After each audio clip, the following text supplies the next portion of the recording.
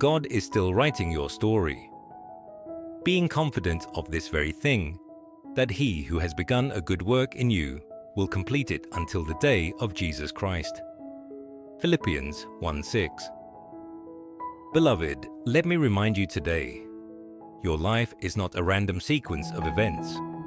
You are not a forgotten name or a discarded plan. You are a living testimony in progress, crafted by the hand of the author of all creation. And the pen is still in God's hand. He is still writing your story.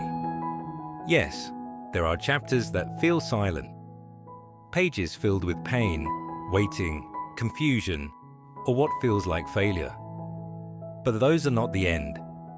They are the middle of a glorious narrative only God can write. You may feel like you're stuck in a valley, but valleys don't mean the story is over. They often mean a breakthrough is near. Remember Joseph, betrayed by his brothers, thrown into a pit, sold into slavery, and imprisoned unjustly. But the author wasn't done. In time, the pit became a platform. Genesis 50:20 reminds us of Joseph's faith.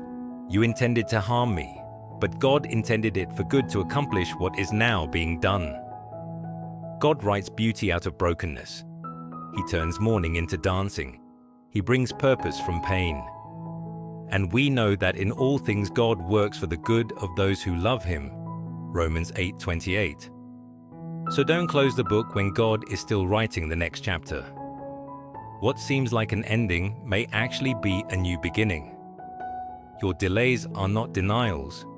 Your detours may be divine setups. Your life is not behind schedule. It's unfolding right on time, in His time. So lift your head, dry your tears. God is not finished.